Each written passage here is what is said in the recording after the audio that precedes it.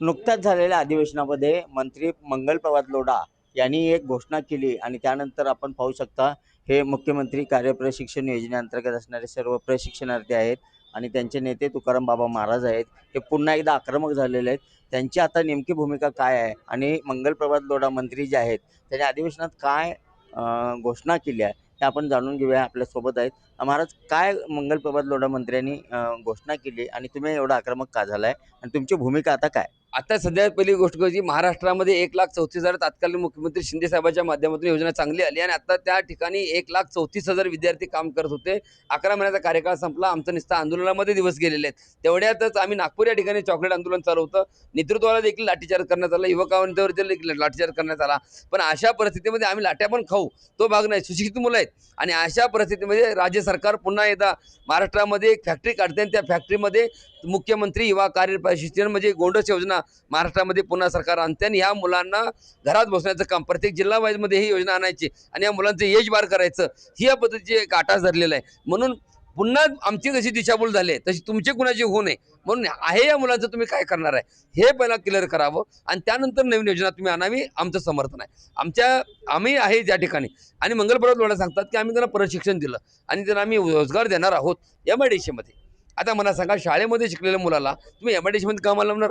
नगरपालिकेमध्ये शिकलेल्या मुलाला तुम्ही MIDC मध्ये कामाला लावणार? तुम्ही शिक्षण देताय कुठलं? प्रशिक्षण देताय कुठलं? ड्रायव्हिंग शाळा शिकवताय, तुम्ही ड्रायव्हिंग करायला लावताय, किन्नरचं तिकीट फाडा म्हणताय. कसं शक्य आहे?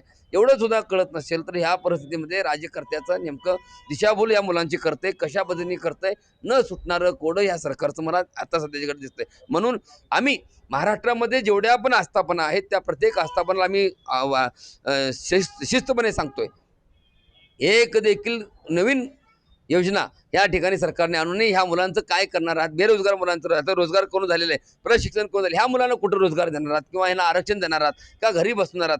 मग ह्यांचं वय एजबार करणे म्हणजे सरकारने काय केले की मुलांना रोजगार पाहिजे. महाराष्ट्रामध्ये बेकार निर्माण झालेले आहे. मग बेकार निर्माण झाल्यामध्ये कमी करण्याची कशी पद्धत आहे? तर अशा योजना आणायच्या, तुम्हाला नोकरी देतो म्हणून सांगायचं, काम करायचं आणि पुन्हा हे रोजगार नाही, हे प्रशिक्षणार्थी आहेत, पुन्हा घरात बसा. मग अशा पद्धतीची जर तुम्ही योजना करत असाल आणि अशा पद्धतीचे सुशिक्षित मुलांचं जर तुम्ही फसवत असाल, या मुलांना तुम्ही दिशाभूल करत असाल, ते कधी बी सहन करून घेतलं जाणार नाही. ह्या मुलांना पहिला ह्यांची भाकर कुठं आहे हे तुम्ही सांगावं, स्पष्ट करावं आणि मगच नवीन योजना आणावी. अन्यथा श्री संत बागडे बाबा मानव मित्र संघटना युवा कार्य प्रशिक्षण महाराष्ट्राच्या वतीनं जिथं जिथं युवा प्रशिक्षणार्थींचं जे कार्यालय आहे, आयुक्त कार्यालय, त्याला टाळे ठोकून त्या ठिकाणी यांचं काय होत नाही, यांच्यासाठी काय निर्णय लागत नाही, यांनी नाही म्हणून सांगावं, सरकारने स्पष्ट करावं. पण एकीकडं एका खात्याचे मंत्री सांगतात, माननीय एकनाथजी शिंदे साहेबांनी प्रत्येक निवडणुकीमध्ये प्रत्येक भाषणामध्ये सांगितलं, अरे बाबांनो, मुख्यमंत्री युवा प्रशिक्षणार्थी जे लाडका भाऊ योजना जरा अडचणीत आहे ते देखील मला माहिती आहे, पण त्या ठिकाणी त्यांना मी रोजगार उपलब्ध करून देणार आहे. माझी कुठलीही योजना बंद पडणार नाही. यांच्यावरती विश्वास ठेवून, देवावर जसा विश्वास असतो तसा शिंदे साहेबांवर विश्वास ठेवून आम्ही बसलेलो आहोत. तेवढ्यातच आता ही नवीन योजना आली म्हणून आम्ही आक्रमक झालो आणि आक्रमक आम्हाला लाट्या मारा काय वाटेल ते करा. हे युवा महाराष्ट्रामध्ये काय घडू शकतील हे काय सांगता येणार नाही. नाही, मंगल प्रभात यांनी लोढांनी काय नेमकी घोषणा कधी केली आणि काय घोषणा आहे ती? मंगल प्रभात लोढांनी जेव्हा ह्या अधिवेशनामध्ये अनेक प्रश्न ज्यावेळी लाठी चालू असतं, जे अधिवेशन हिवाळी अधिवेशन होतं, त्या अधिवेशनामध्ये सांगितलं गेलं की ज्यावेळेस हा प्रश्न विचारला गेला प्रश्न उत्तरमध्ये, त्यावेळेस त्यांनी सांगितलं की आता ही योजना आम्ही बंद केलेली आहे आणि आता नवीन योजना आम्ही आणतोय, त्यामध्ये 5,000 मुलांना रोजगार उपलब्ध, 5 लाख मुलांना रोजगार उपलब्ध करून देतोय आणि 5,000 निधी उपलब्ध करून देतोय आणि पुन्हा नवीन योजना आणून पुन्हा त्या मुलांना अप्रेंटिसशिप म्हणून त्या मुलांना घेऊन पुन्हा नवीन 1 तारखेपासून 1 जानेवारीपासून आम्ही सुरुवात करतो. त्याची क्लिप आमच्याकडे आहे, ते तुम्हाला मी दाखवतो. त्या पद्धतीने जर अशा योजना आणत असतील, मग आहे ज्या मुलांचं काहीच नाही, मग तुम्ही नवीन योजना का आणून पाहताय? तो आटास का धरताय? महाराष्ट्र राज्य सरकार बेरोजगारांची फॅक्टरी काढते प्रत्येक जिल्ह्यामध्ये आणि त्याला नाव देते मुख्यमंत्री युवा कार्य प्रशिक्षण गोंडस योजना. सुंदर योजना, अप्रतिम योजना आणून मुलांचं भवितव्याशी खेळते, त्यांची आयुष्याची राख रांगोळी, त्यांच्या घरातल्या मुलांची राख रांगोळी, त्यांचे स्वप्न सगळे धुळीत मिळण्याचं काम करते. जिथं जिथं काम करतील तिथं ते सोडून या ठिकाणी जॉईन झालेले आहेत. ह्या 8,000साठी मुलं आलेले नाहीत, 6,000साठी मुलं आलेले नाहीत, 10,000साठी मुलं आले नाहीत. हे मुलं फक्त तात्कालीन मुख्यमंत्री एकनाथ शिंदे साहेबांवर विश्वास ठेवून ते शब्द दिलेला शब्द पाळतील आणि त्यांच्या योजना कुठल्याही बंद होणार नाहीत हे त्यांच्या मुखातून वाक्य बाहेर पडते. म्हणून त्यांच्यावर विश्वास ठेवून चालणारी ही मुलं पुन्हा एकदा बेरोजगार होऊन माझी शिंदे मामाला विनंती आहे, मान्य देवेंद्र फडणवीस साहेबांना विनंती आहे, मान्य मंगल पर्वतवाडा साहेबांना विनंती आहे, मान्य अजित पवार साहेबांना विनंती आहे की ह्या मुलांच्या आयुष्यासंगत खेळू नका, यांचं कुठंतरी चांगलं करा. यांना प्रशिक्षण दिलंय, मग हे प्रशिक्षण कुठं कामाला येणार आहे, कुठं उपयोगाला येणार आहे, काम राहू दे पण येणार आहे कुठं उपयोगाला हे तरी तुम्ही स्पष्ट करून द्या. एवढा माझा एक माफक अपेक्षा त्यांच्याकडून आहे.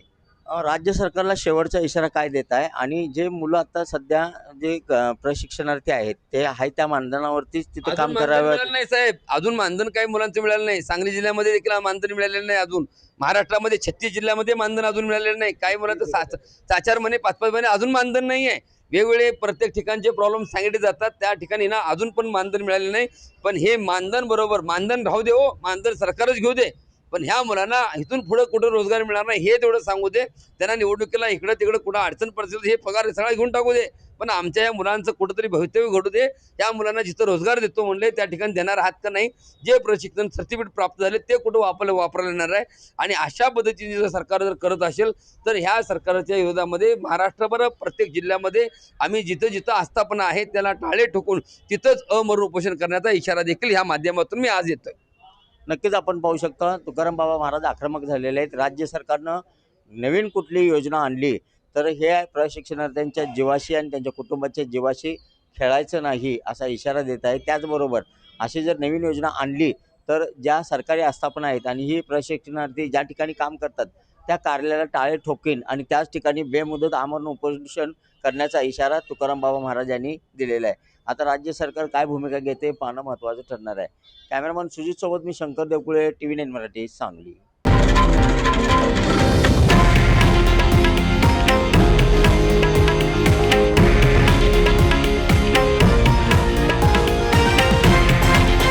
हे आहे देशातील नंबर 1 न्यूज नेटवर्क आणि आपण पाहत आहात TV9 मराठी, एकमेव.